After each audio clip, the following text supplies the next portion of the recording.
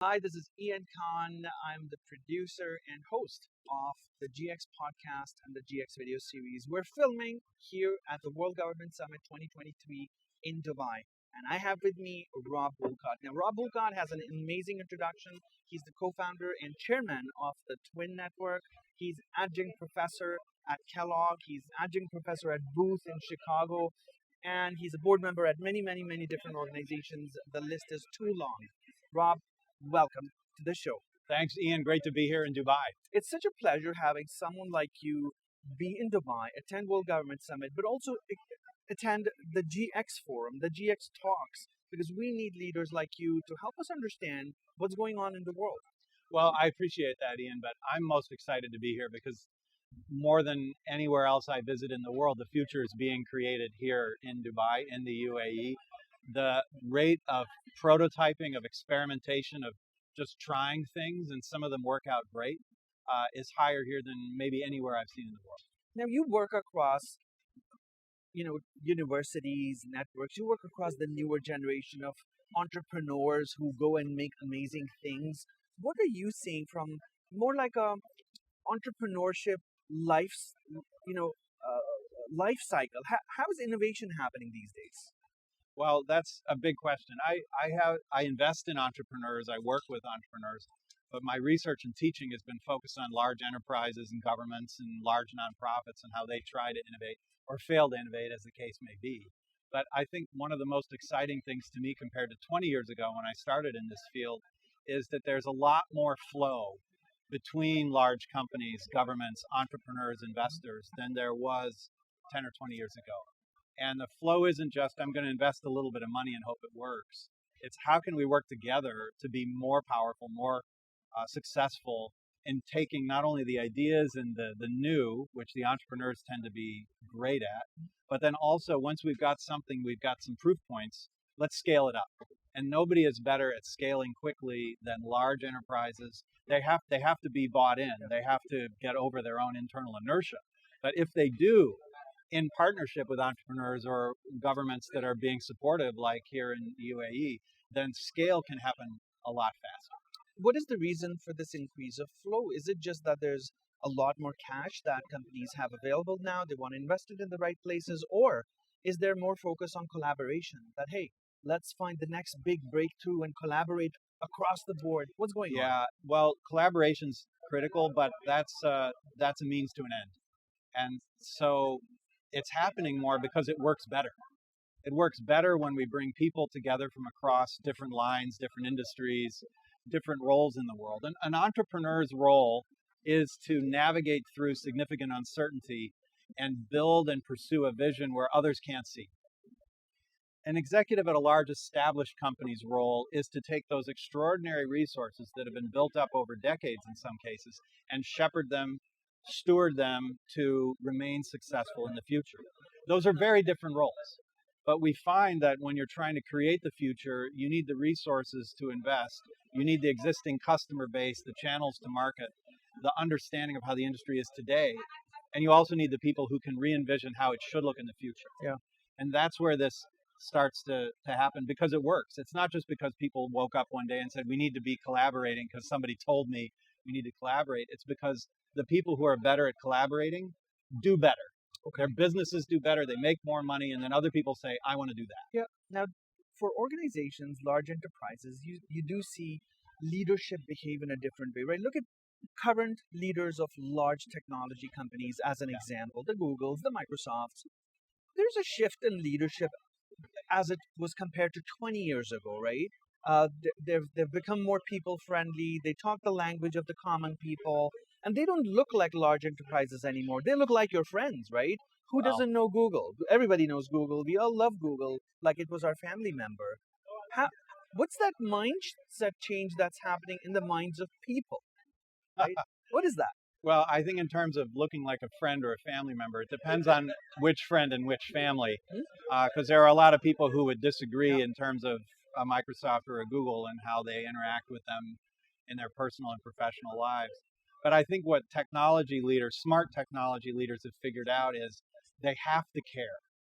They have to care what people think. They have to care what employees think, what potential talent that they might engage thinks. They have to care what consumers and citizens think Yeah. in a way that, honestly, 20 years ago, people in Silicon Valley and Seattle, for instance, with Microsoft and Amazon, they would say, we're just going to build the best thing we're going to build, Yeah. and then everyone will love it because we're making the world a better place, quote unquote. And they realize it's not as easy as that anymore. They have to engage. They have to think about how they're treating the world and treating each other, Yeah. or they're not going to be long for this world. So I think that's the shift that you're seeing right now. I also feel that back in the days of without being particular, like back in the days of of Bomber Boy. with Microsoft, Yes. their whole take was just the product, Windows, great. So that was one era. But now you look at Sundar Pichai, you look at Microsoft leaders, it's very different the way Yes. they talk. And what I meant earlier was, here we go, Siri, Google Assistant, Yeah. Alexa, they're in our homes now. There are everyday calling, hey Siri, warm up my tea. I don't know. Well, you know what, Ian, I'm excited about AI, but I have to admit, we don't have Siri or Alexa in our home. And that's not a religious thing, but it is perhaps an abundance of caution. Yep. It is also that I find that, for me personally, Siri and Alexa are, honestly, at this point, of limited value. Now, what's not of limited value is far better search. What's not of limited value is a truly capable AI system that can take me places that I didn't even know I wanted to go. Yep. And we're just starting to see this.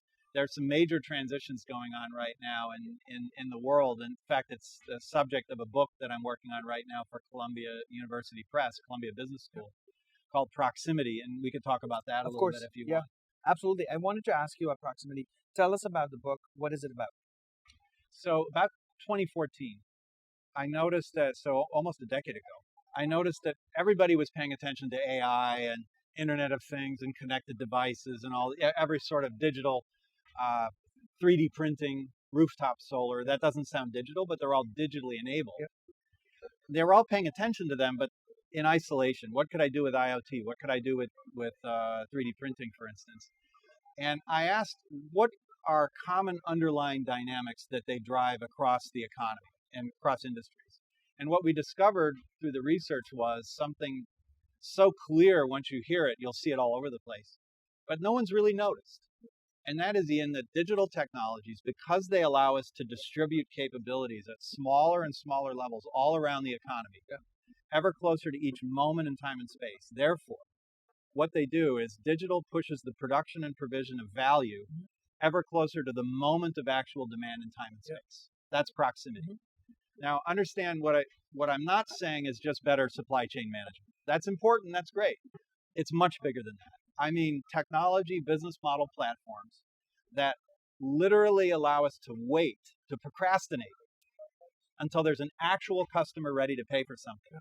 And then the value add is done, and then the product or the service or the experience is created and provided right there where and when it's needed. Yeah. That's proximity. I mean, that's changing fundamentally how we've traditionally done anything. Absolutely. Right? How do you think, or which markets would you think would be the first to take that on board, right? Would it be Asia? Great. Would it be India because of their scale of amazing talent? Would it be the Middle East or America? What's your take? There is a difference in how open different parts of the world are to trying these new things.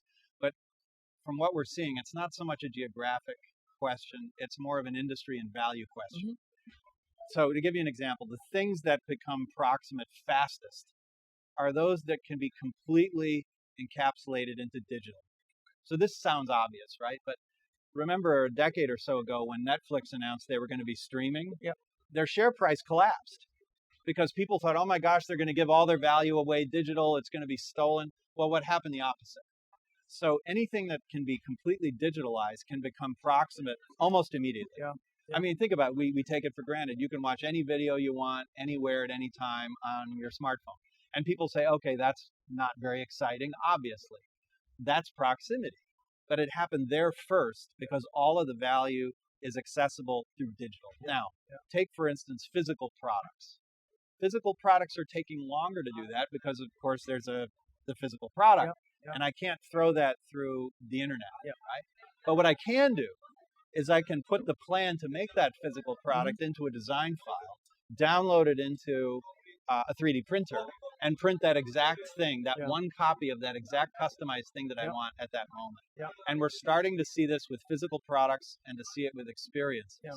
Yeah. So let me give you an example how radically different this is than the old 20th century industrial age model. Yep. We all know pharmaceutical drugs, right?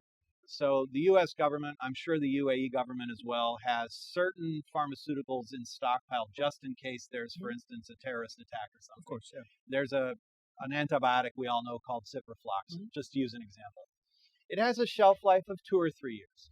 So if the government has 3 million doses of ciprofloxacin in a warehouse, every 2 or 3 years, they have to throw it out and make new pills.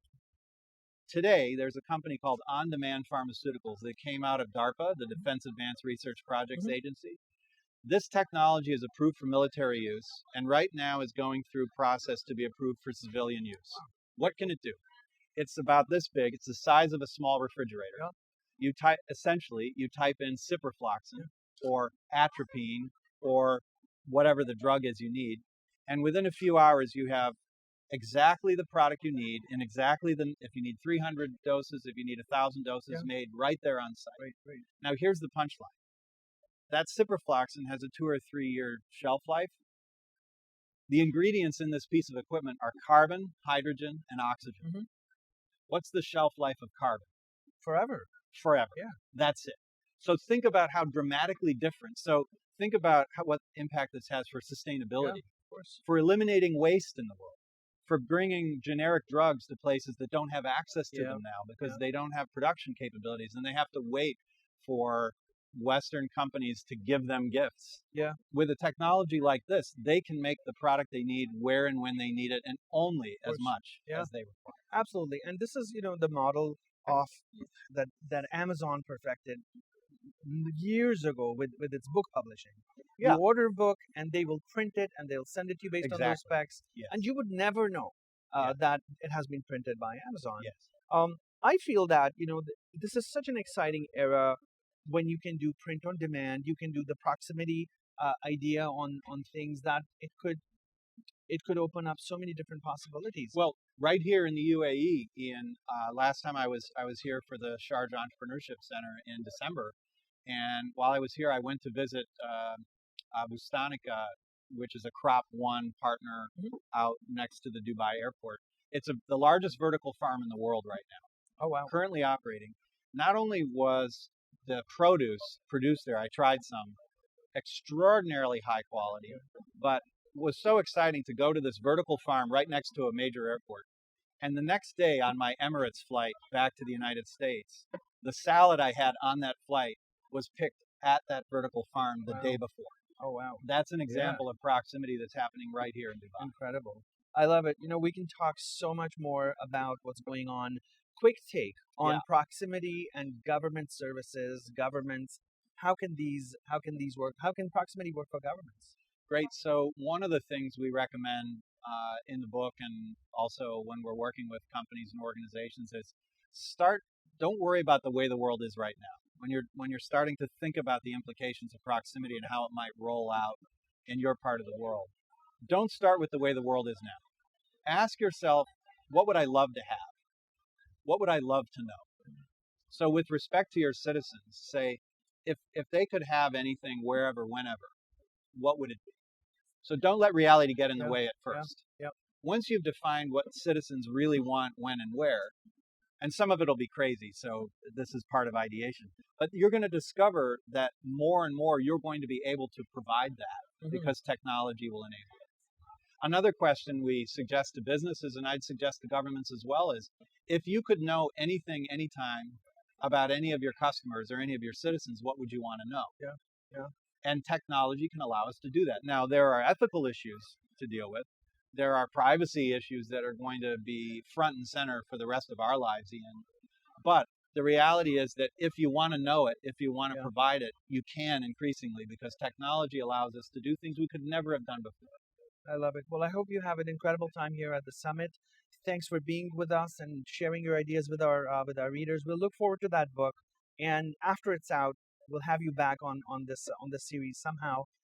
to tell the world about the book. But I thank you can't so wait. much. Ian, thanks so much for the invitation. It's great Such to a be back in pleasure. the UAE. Thank you so much. Great. Everybody, take care, and that's the end of this episode. Take care.